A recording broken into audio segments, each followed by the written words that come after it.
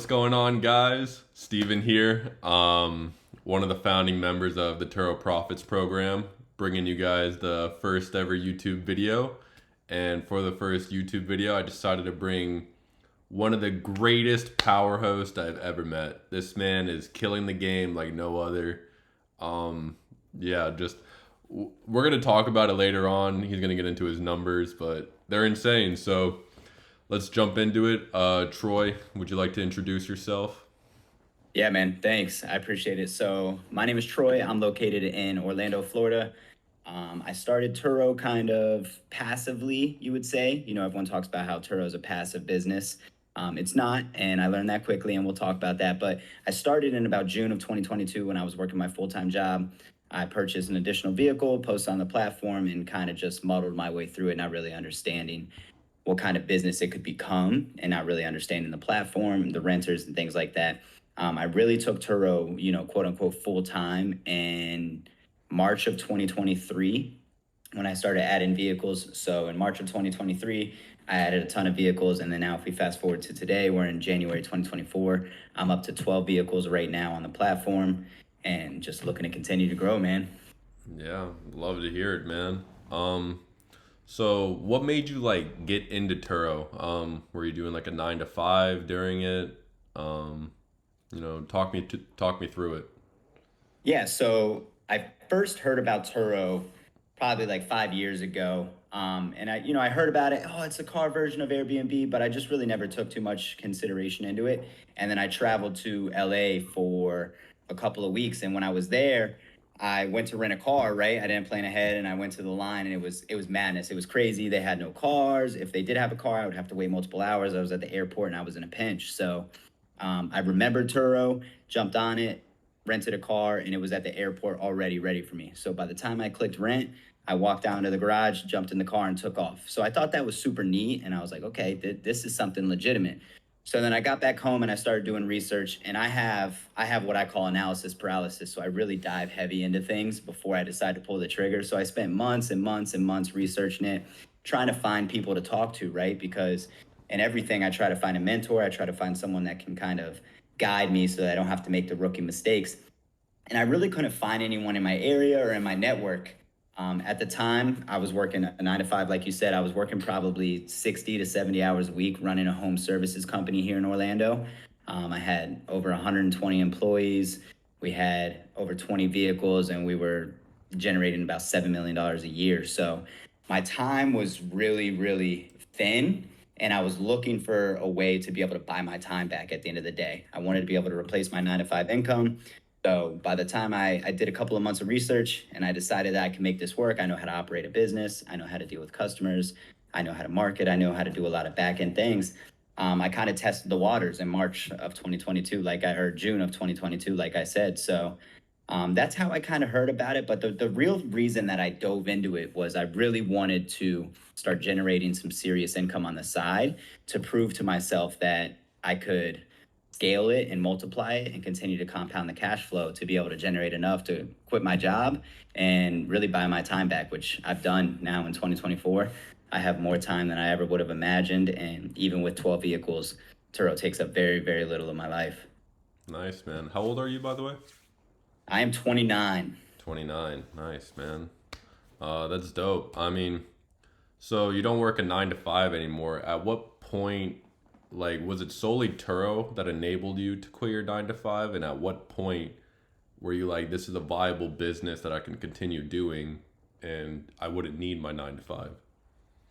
Yeah, so I've always lived well below my means, man. I grew up pretty rough, living in hotels and things like that. So I learned at an early age how to live off of very little. So even when I was working my 9 to 5 and I was making six figures and good money, I always had a ton of money in the bank and I always could have, quit my job. But I really wanted to make sure that what I started, so when I started in Turo and I started to see the cash flow, I just knew if I could just go from one car to three cars or three cars to nine cars, once I got to nine cars, I knew for a fact I could legitimately replace my income and continue to live my same lifestyle. So there are other things that I do. I do a couple of other things that aren't related to this, but I would say that it was once I got my third car and I saw that I could do it across three different vehicles that I knew that if I just continue to compound, I could continue to recreate the success. So really when I got that third car, I was still working my full-time job and I worked for probably an additional 3 or 4 months. And then I said, let's do it. I pulled the trigger and I just started buying cars, man, and ran with it. Nice, man. I love to hear it. What was the first vehicle you decided to jump on the platform with? Yeah, so it was kind of, in full transparency, it was kind of a car that I wanted. I had a paid off BMW. It was a 2011 E90, beautiful car. I loved it so much, but it had been Classic. paid off for a couple of years. So I was continuing to, save that car payment after that. And I really wanted a Jeep Wrangler. And one of my guys that I employed went out and bought a brand new Jeep Wrangler. And the day he bought it, I saw it in our parking lot. And I'm like, dang, man, this guy just got one. I said, if he can get one, I can get one. So that's how I convinced myself. And I said, I'm not just going to buy this car that I want. I don't want to take on a car payment. So this is my kind of leap of faith. I'm going to jump on the platform. I'm going to post it. And worst case scenario, I'm going to cover that car payment. So I'm back to even. So first car I ever bought was a 2016 Jeep Wrangler in 2022. It was used. It had really low miles. And it was something that if Turo didn't work out, it was just going to become my new vehicle. I would sell my BMW and I would kind of move on from there. But 2016 Jeep Wrangler, lifted on 35-inch tires, man, beautiful, beautiful truck. Oh, I'm sure. That reminds me, like my first vehicle, aside from like the first vehicle I paid off and then put on the site, I got a C8, and Yeah, yeah, I was exactly. like, Turo's gonna cover it. It's cool, but if not, like whatever, it would just be my car. So that was my leap of faith car. Yeah, it's like a fun way, right? You know that no matter what, based on what you've seen in the market research you've done, you know that your C8 would be covered. So worst case Exactly, scenario, you have a C8 that you don't have to pay for, right? exactly. Yeah, those were my thoughts. So, like, have you always done everything yourself? Are you currently doing everything yourself? How does it Yes. work? So I started off doing everything myself. To this day, I would say I still do 98% of it myself because even with 12 vehicles, when you have your standard operating procedures in place, Hmm. it takes up very little time. Car gets back, I run it to the wash, I prep it, and then I stage it for the next renter. So it really takes very little time. So I do probably 98% of it. I travel often and I coach high school athletics. So if I'm ever out doing something else, some of my old employees that worked for me that have gone out on kind of their own ventures are free and I just pay them per task. So like a couple months ago, I traveled to Colombia for a couple of weeks. And while I was gone, I had all my cars staged and ready to go. And it's super simple. As soon as a car came back, I would just hit my guy up. He would run over, wash it, prep it, stage it again. And it's 1 hour out of his day. And I would just pay him for that hour and continue rolling. You mind me asking how much do you pay like them to do certain tasks? Yeah, so it really depends. Honestly, fully transparent, I probably overpay because these are guys that I employed before. Of course. They're friends of mine, so I probably overpay them. Typically, it's right around $20 an hour, $25 an hour. Okay. All right. That's about what I do. I was curious. I as well do everything myself, but vacation, I'm a hire a friend of mine.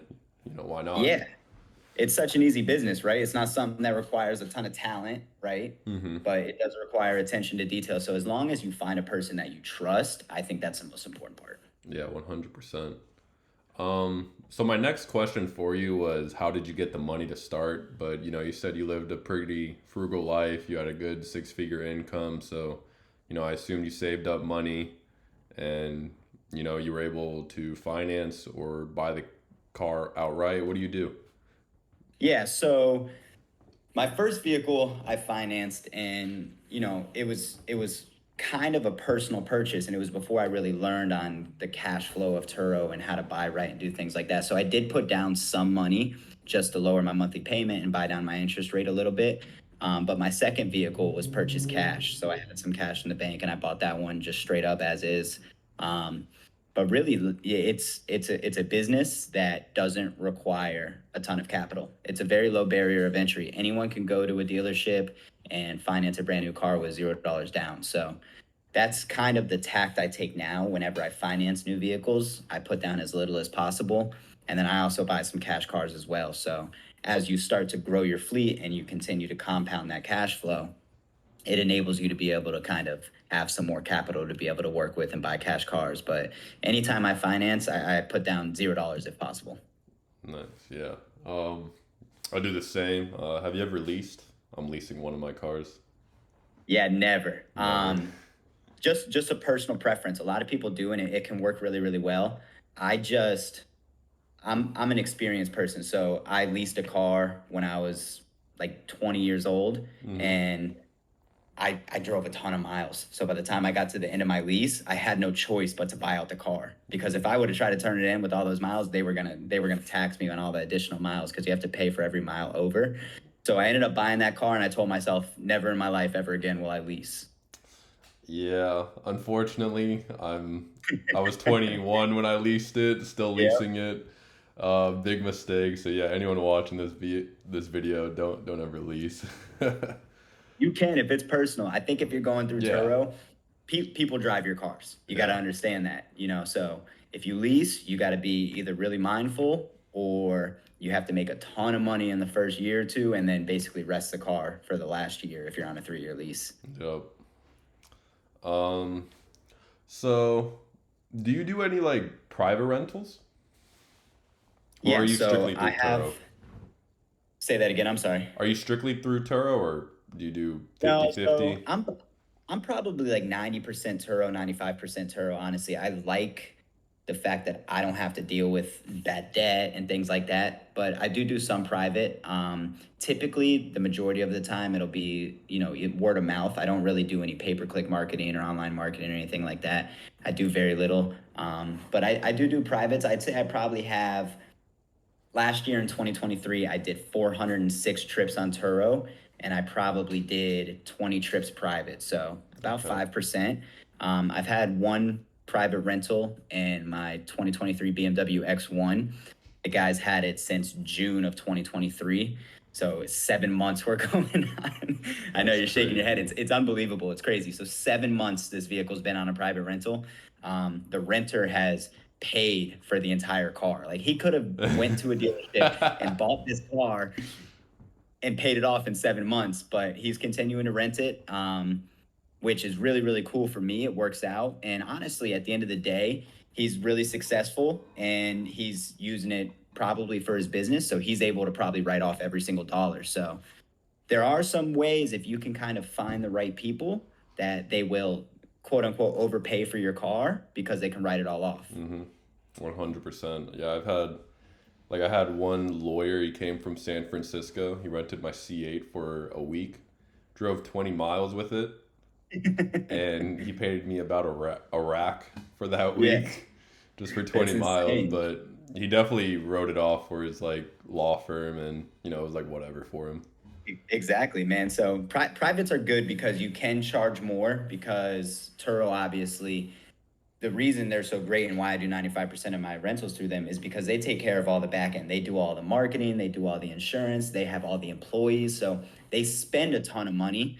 So if I rent a car for $100 a day, I'm on the 90 plan. I'm going to receive $90 a day, but my guest is really going to be paying about $200 a day. Yeah. They're going to be paying pretty much double whatever my daily rate is to cover all of Turo's expenses and costs, which makes perfect sense. But on the same hand, they pay 200, I get 90. If I take them out on private, I can kind of meet them somewhere in the middle at, 150, $160. I win, they win, we're all happy. So Yeah. that's why I love privates, because you can really get higher rates and the guest gets a lower rate. So it works out for everybody except her. Yeah, yeah, for sure. Do you ever have like the guest where they'll like rent the car on Turo and then they'll message you and be like, "Hey, would you like to do this like off the platform?" Yeah, of course, man.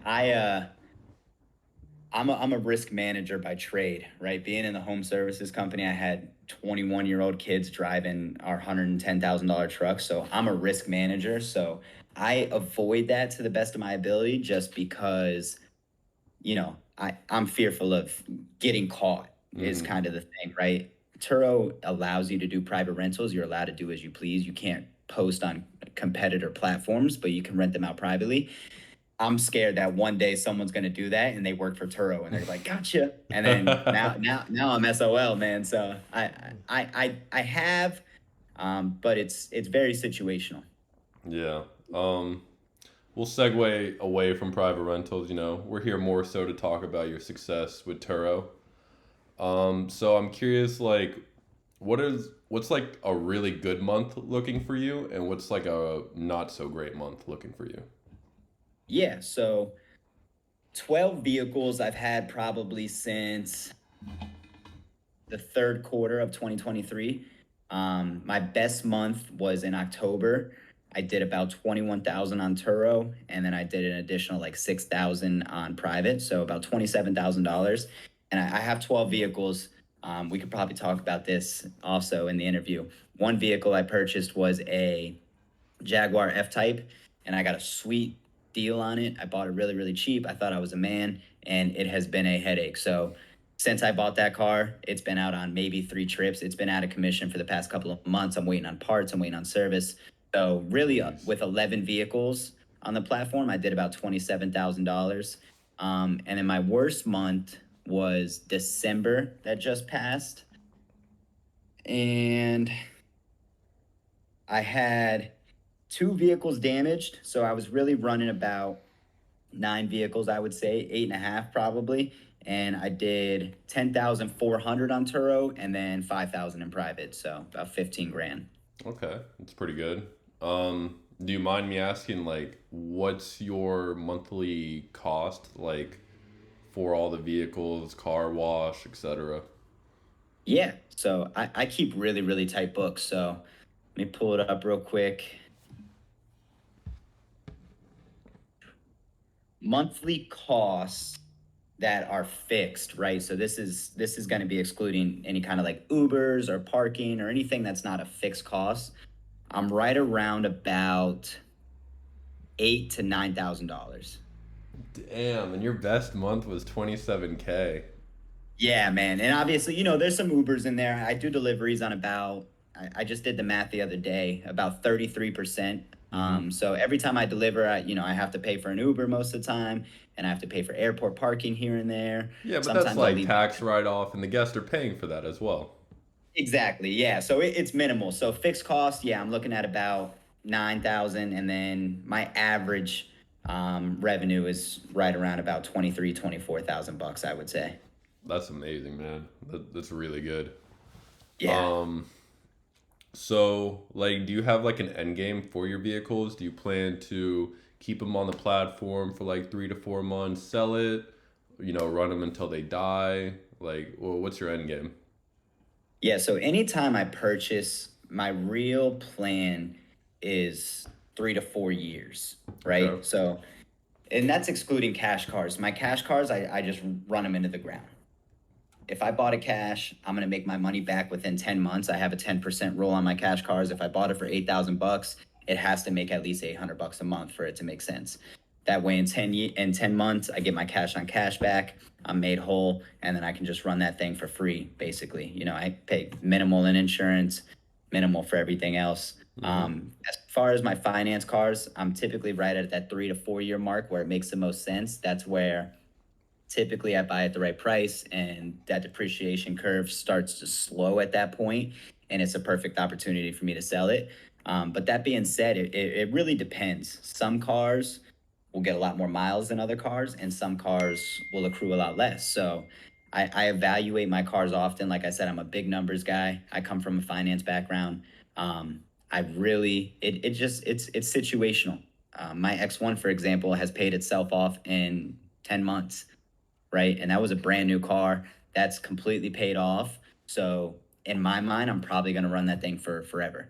I'll Yeah. keep that for probably 8 to 10 years, and the return on that car is going to be insane. Yeah. Um, but then my Jeep Wrangler, right? It's a little older, and I did finance that because it still was a more expensive vehicle, and it'll probably be right at the 3 to 4 year mark. I'm going to sell that because it's going to be at the perfect mileage. The depreciation's going to be at the right point, and I can still make some money on the sale. Nice, man. Nice. Sound like you got things really figured out. Listen, if you don't have a plan, man, a dream without a plan or a goal without a plan is just a dream. So I have goals that I want to accomplish every single month, every single year, and I just plan appropriately. And obviously, things change, so you have to be versatile and you have to adapt. But I'm as detailed as it comes, man. And I think that's what leads to my success. A lot of people come into this business, right? We talk to people all the time. They come into this business and they think that it's going to be easy, it's going to be passive, and they kind of just take their foot off the gas and just let whatever happens happens.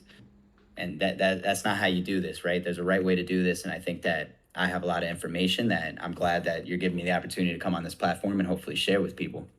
Yeah, I mean, for those who don't know, like I've seen his numbers insane. I've seen his work ethic insane. Troy's second to none when it comes to Turo Host. And that kind of leads to my next question. Do you co-host? Like if you don't, like why? So I don't right now. I've had a couple of opportunities, and I have one really big opportunity that I'm not really talking much about until it happens because I don't like to get hopeful. So I haven't yet because I really wanted to make sure that I had all of my operations in place. I Mm-hmm. didn't want to take on a co-host car and be in a situation where I wasn't able to perform to make enough money for myself, and then obviously for the person that's entrusted me to take their car. So in the next couple of months, I plan to probably start with one or two and kind of test the waters. I think it's a great business model. I think it's a great way to make money. But on the same hand, I'm a little against it because then I'm really buying myself a job, right? I Yeah, got into this business to buy my freedom, and when you co-host a car, I feel like you're buying yourself a job. You're working. Really, I mean, you're running someone else's car in hopes that you get a percentage of it. To me, it's such a low barrier of entry. It's such a cash flow heavy business that I would much rather just continue to compound and own every one of my vehicles so that I have full equity and I have the opportunity to do as I please. makes sense. So do you like? So I mean, you kind of answered my question. My next question I was gonna ask if you like plan to expand car wise. You definitely do. What about location wise? Do you plan to move your cars anywhere or get cars in other areas?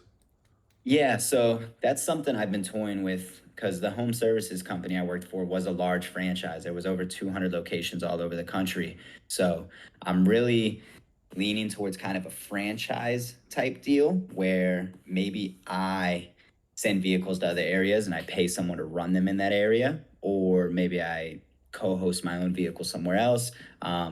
It's definitely something that's on the books for probably next year, 2025. I want to be able to expand. I want to be able to grow this, and I don't want all my eggs in one basket. Mm-hmm. So definitely in the books, but I 100% plan to continue growing here in Orlando. It's a massive area, a lot of tourism, a I'm lot of sure. people. Everyone's moving down here from up north, so I think there's a big opportunity here. And before I go wider, I want to continue to go deeper. So I'm going to get as deep as I can into my market, and then I'm going to evaluate it and probably end up moving elsewhere.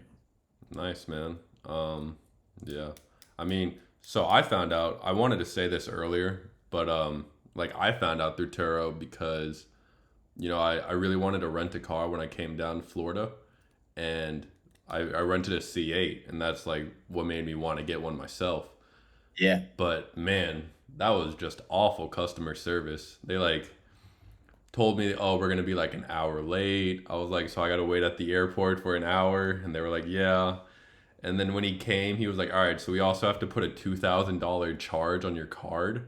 I was like, "This was never mentioned beforehand." And they were like, What? "Yeah, yeah." They took my card and put a $2,000 holding charge on it Oh my gosh, through a Turo rental? through a Turo rental. And at the time, I See, I think I paid like 350 a day for the geez. C8. I mean, it was a beautiful one. It was a convertible, maxed out spec. It was great. And I remember like I got so many looks and whatnot, and I got very nervous driving it because like at the time, there was like a really famous EDM festival like going on. I forgot the name of it, but I just Ultra. remember there was so much tourism, and it was just such a low car that I was very worried. And I had texted them. I was like, "Hey, is it cool if I like end the trip early?" Like, I asked if that's possible because I wasn't really familiar with Turo. They told me Yeah. it's not possible to end the trip early and return it. And so these guys were just awful customers. But when I like found out about it later, that like when I gave him back the car, I was like, if and when I get into Turo, I'm just gonna be the complete opposite of these guys. Yeah, well, that's my point. When I say a low barrier of entry, it's like anyone can get into this game, Yep. and Yeah, they were they like they just about my age. yeah, they don't understand that it's simple, but you have to do everything 1,000%. And people will be protective of their cars, which is understandable, right? But it's a business at the end of the day. You have to let go of that personal attachment, and you have to be customer driven, right? I have people since I started, I've had people come back again and again and again, and they fly in and they find my cars, they find me, and they rebook through me just based on the experience. My cars are more expensive than every other car in my area. I get the highest rates, I have the highest utilization, and they're willing to pay 20 to 30% more to rent my car based on my customer service, based on how clean my cars are, the experience they had, the fact that I don't charge them a $2,000 deposit, the fact that I follow the terms of service. So it's really one of the most important parts in any business, but especially Turo. Yeah, and that holding charge took like a good 2 weeks to drop. Yes. That's insane, man. But listen, it's kind of the Wild West, right? Once you meet them in person, they can kind of just say whatever they want. If you weren't willing to pay that $2,000, that guy could have just canceled the trip on you. So Yeah. you being the guest, you're in a pinch, right? It's either I pay $2,000 right now or I don't have a car. Yeah, exactly. And I think, you know what's funny? I think I left him like a 5-star review too. I wish I didn't. I remember when I got into Turo, like a month or two in, I went back and I messaged them. I was like, I just want to let you guys know you guys were the worst host ever. Just to make sure that they knew, hey, what you're doing is wrong. And I Yeah, know now because I am a host. exactly. That's Um, hilarious. yeah, that was a funny story. But so I mean, so that was back. You know, Turo has changed a lot since I first used the platform a few years ago. Obviously, C8 prices have fluctuated a lot. So, what do you think of Turo long term? Do you think it's getting saturated? Like, what's your thought? Yeah, so that's kind of the quick, easy cop out for most people, right? If you go onto the Facebook pages and all these groups, everyone's always saying, "Oh, it's so saturated, it's a race to the bottom." I have people that I mentor coming to me telling me that they want to change their entire business model to buying cheap cars underpriced that aren't in the greatest shape in hopes that someone totals it and they get a payout. I think that's crazy. I think that the business model is exactly what we're talking about. You buy at the right price, you price at the right price, and you have to make sure that you do everything correctly. Long term, Turo is going to continue to grow, just like Airbnb did. People talk about the Airbnb and bust, but there's plenty of successful people doing it. In my eyes, it's going to continue to grow, and I think that if you separate yourself by learning some of these techniques that we talk about, as long as you're in the top 25%, you're in great shape. And if you're like us and you're in the top 1%, then you're going to continue to be the best. You know what I mean? There's millions of people that play football, Hmm. right? There's middle school, high school, college, there's all these things, but how many people go to the NFL, right? 0.1%. It's the same thing in everything. If you're the top 1% in Turo, you're going to continue to be successful. You just have to know the tips and the tricks to be able to be that top 1%. A lot of people are going to fail because they're racing to the bottom. They're buying brand new cars. Someone in my area, I just looked at their page. They bought 20 brand new 2024 Toyota Corollas and Kia Fortes, and they have them listed on the platform for $34 a day. Oh my God. Right. And listen, that guy at the end of every single month, that guy or girl, they're looking at their bank account and they see all that cash flow, but they're being eaten alive on depreciation and things like that. So they think that they're running a successful business because they're able to take out $1,000 here and $1,000 there, and their mortgage is covered and things like that. But it's going to be a scary 2026, 2027 for that guy when he's renting the cars out at $24 a day and he's upside down in the car by $10,000 times 20. You're down, it compounds quickly the opposite way as well. So Yeah, it to answer your does. question, I think Turo is going to be around for a long time. I think that they're raising money, they're doing a ton of great marketing, and they're going to continue to grow, man. Yeah, like I was watching some other videos. They were like around in 2013, and like they've been kicking it, but like just now they're really starting to pick up steam. But I do Yeah, think it's like a lot of people are going to realize they don't know what they're doing, and they're going to be upside down on their loans. They're going to realize it's, too much time, and I think a lot of people will leave, but there'll probably be like a revolving door of like, the people who aren't that well educated leaving, and then someone who's not that well educated coming in. exactly. That's what I say all the time. It's always going to be a revolving door. Those people are going to fall off in 3 years, but there's going to be two to replace them. So you can't get caught up in that. You can't continue to say that it's a race to the bottom on Turo and things like that. You just have to adapt your business model and you have to find the holes in your market to be able to capitalize. Yeah, there are holes. Um, Tons. like even in California, like although there's I don't know how many Turo hosts, but there are like niches in Cali that people can capitalize on. So what do I got next? Yeah, so if you were to, you have what, about 500 trips now total? Yeah, I think I'm over 500, probably getting close to 600 at this point. Nice. I'm at around like 260. So what are some tips that you wish you knew when you were starting? That is a great question, man. There's so much. And it's funny because I don't really think about it much now that I've gotten so deep into it. But as I'm talking to newer hosts and things like that, things come back to me.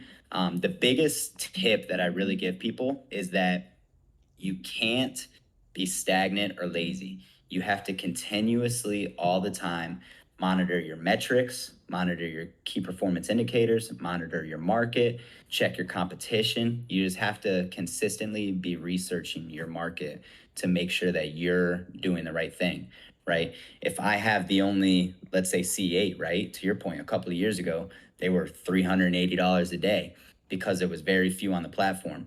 If overnight 10 C8s add and they're all at 175, I have to have that information. I have to research my market. I have to check my competitors. I have to be able to evaluate where the market's at. I can't keep my Corvette at 380 bucks a day and then wonder why I'm not getting rented. I have Yeah. people come to me and they're like, my car hasn't been rented. It's like, well, I'm not telling you to drop your pants and put your C8 at 100 bucks, but I'm telling you that you have to do some research and you have to see what's available, when it's available, and things like that. Are you delivering? Are you offering to deliver to the guests? Like, there's so many things in this business that you just have to look at and you have to say, am I giving myself the biggest opportunity to succeed? And I think that a lot of people, they just post their car, they list it for the Turo recommended price, and they take their hands off and like, this is a passive business. Mhm. It's not at all. You have to be foot on the gas, paying attention, researching, and continuing to grow. Yeah, and when you say that, I feel like some of the viewers may be thinking like, "Oh my gosh," like, they could be already getting like anxious to be getting into the game, but like to be monitoring your metrics and whatnot, that's like, 30 minutes max, like a day. Like anyone Exactly. can do that, just pull up your phone, go through, go on a private browser and just check it out. Yeah. Just people just don't want to put in that work, and as you said, laziness. Would you say that laziness is like people's biggest downfall in Turo? What would you say is like the biggest downfall for like a new host or an experienced one? I would say probably that or fear. I Fear. think fear is a big one. People get nervous if your car hasn't been rented or 2 or 3 days and the entire month before it was rented out back to back to back to back.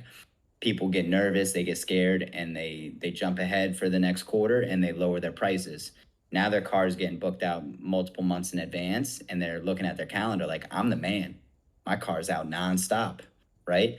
But I think fear and laziness are the top two. You can't be fearful that your car is not going out. You have to believe in your operating procedures and you have to believe in your customer service, your car purchase, everything like that. I never get nervous if my car sits for a week. I don't get nervous. I know that I have a proven business model. I know that I have proven and standard operating procedures that I've taught to other people and it works perfectly for them. So I know that I'm doing the right thing. I never get fearful and I never take my foot off the gas. So that would definitely be top two, lazy and fear. Yeah, nice. Like I've had a few friends, like I'm young and I jumped into Turo the moment I graduated college. And obviously I'm gonna have friends who like hit me up because they're like, "Oh my God, I just got out of college. Now I'm working this shitty 9 to 5, shit payment. Like, how can I get into it?" And obviously, like I'll give them like the basics and whatnot. Like, and they'll go out and buy a car, and they're like, "Oh, I'm afraid to put it up." I'm like, "What do you mean you're afraid to put it up?" They're like, "Oh, what if someone damages it?" And I'm like, "Well, it's an employee." Like, Yeah. I always tell people like you got to look at the cars as an employee. They're here to make you money. You can't grow emotionally attached, which is something you had said earlier in this interview. And yeah, they're just like scared to put it up, afraid for it to get damaged. I'm I just can't think why, and I just think like statistically, like it's not going to get damaged right off the rip. Like it shouldn't unless you have like the worst luck ever. Yeah, listen, if that happens, it's part of the game, right? Imagine if Steve Jobs was scared that no one would buy his computer, or that when he made the first phone, oh, we're a computer company. What if no one buys the phone? Like, you can't be fearful in business. You kind of have to have, some nuts, and you Hmm. have to take chances, and you have to be a little bit adventurous and just take the chance, right? Every time I send one of my cars out on my 600 trips, there's a chance that it could get totaled. But as long as I've done the research on the front end, I bought the car for the right price, I have the right interest rate, I have the right cash in the bank. If it happens, it happens, and I'm prepared. That kind of goes to the laziness, right? I'm scared that my car is going to get totaled one day, but I'm prepared for it to happen so that if it does happen, it's not the end of the world. I'm not going to go bankrupt if one of my cars gets totaled, or if all 12 of my cars gets totaled. You know what I mean? Yeah. So you haven't had a car totaled in your experience on Never. Turo? No. Listen, I'm knocking on wood right now, dude. Never had a car totaled. In my 600 trips, I've had maybe 10 damage claims. Of those damage claims, though, one was a car backed into one of my cars. It was so minor. It was like an $800 repair that I made a ton of money on. My most recent one was I have a Ford Mustang that just got rear-ended by a third party. So my guest wasn't at fault. We're going through the third party's insurance. We should probably make a video on that in the future. That'll be a really, really good one because I'm going through that right now, and I'm gonna make out at the end of the day because I did the work on the front end, and I'm continuing to do the work. I'm just not letting it go by the wayside and let the insurance do their thing. So that's the worst one, and honestly, I'm gonna end up making money on it. I just gotta wait for my car to get fixed. Mm-hmm. Yeah. Yeah, we should definitely make a video on that. If you guys haven't realized already, Troy and I, we know each other well, and Turo Profits program, it's our joint company. We do it together. We're both power hosts, and we're here to help you guys out. And we're definitely looking to expand this channel. We're going to be doing plenty of YouTube videos to help educate new, intermediate, and advanced Turo host, how to do the game because him and we both know people who have been doing Turo longer than us, and we're making way more utilization, way higher. We really understand the game, and that's what we're here for. But um, what was I gonna? Going back to because I really wanted to have this story in this video because I think it's so funny. Okay. When you purchased one of your vehicles, you already know where I'm getting at. So, would you like to talk about it? No, go ahead. Ask the question. What are you asking? Let's So, hear it. like, when you purchased that one vehicle and you like kind of scammed the guy who was selling you the vehicle.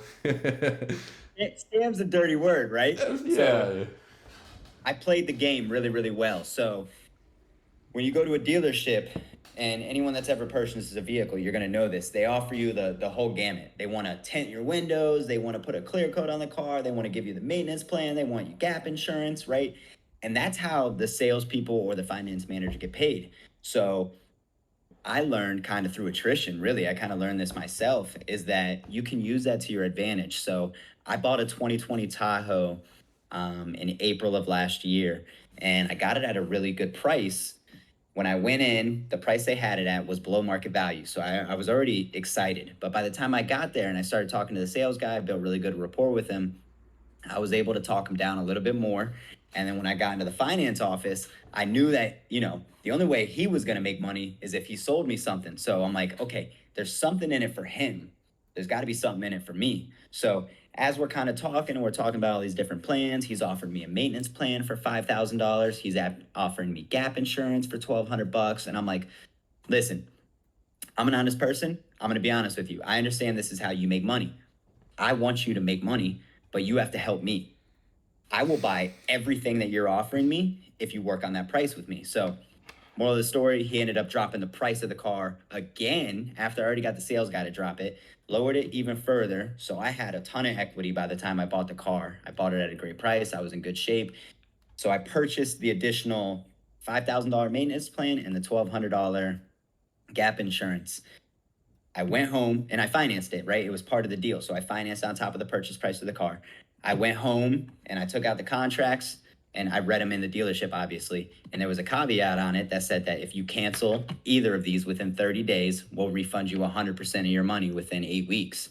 So I'm like, this is beautiful. So I got all this price down. I bought my interest rate down by doing this as well. He called the bank right in front of me. He's like, I want to buy down the points. The dealership paid the bank to lower my interest rate, right? So like best thing ever. So I got home, I canceled both of them. Within 2 months, the dealership sent the check to my bank, paid that $6,000 off, and I was back to square. And I got an additional couple $1,000s off the purchase price. So there's ways to do this correctly that people just don't know about. They go into the dealership like, no, I don't want it, no, I don't want it, no, I don't want it. But now you have no negotiating power. Mm-hmm. So I went in and I was in the seat and I was in the throne, man. I had all the power. I knew exactly what to do and I did it perfectly. Went home, canceled it, and man, that greatest purchase of my life. Nothing felt better than getting home and calling up the maintenance program and then calling up the gap insurance. And I was smiling the whole time. I was like, I won.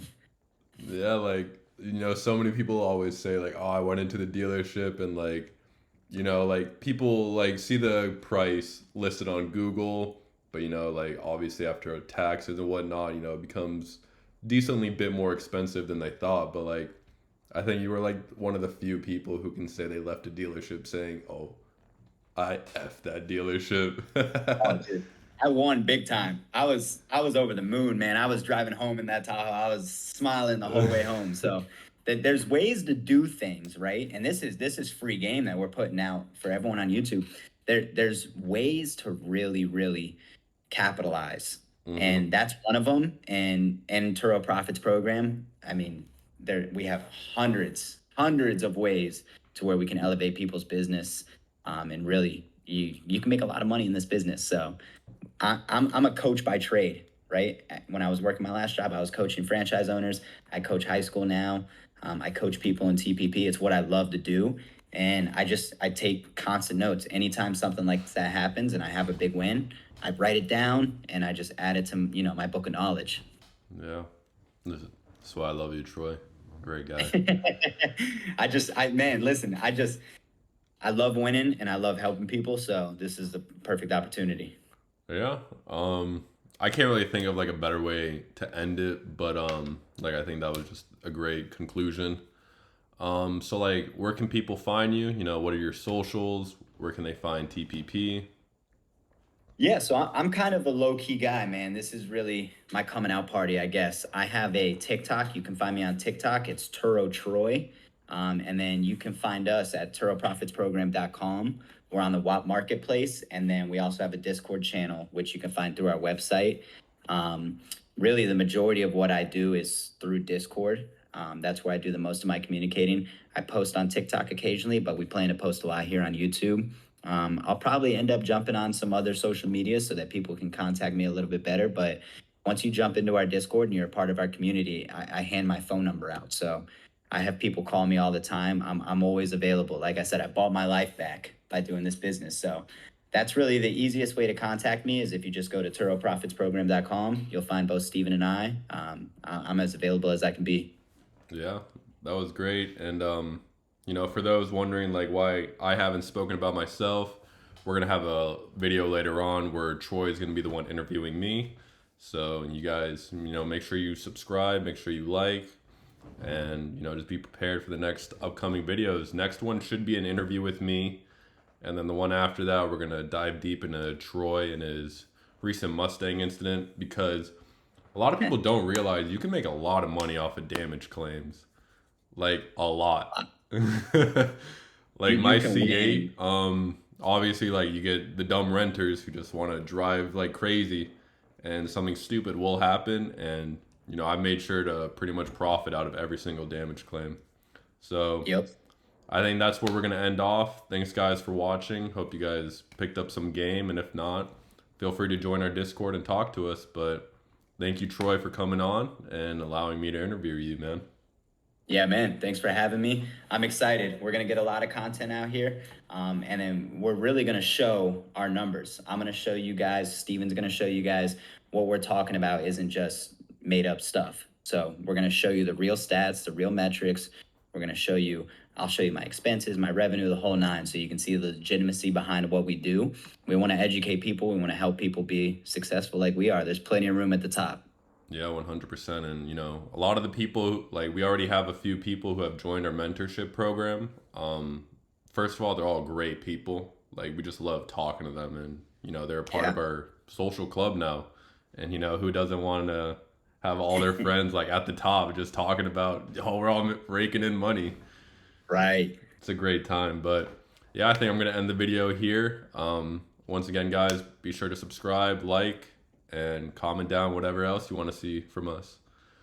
Awesome. Peace. Thanks.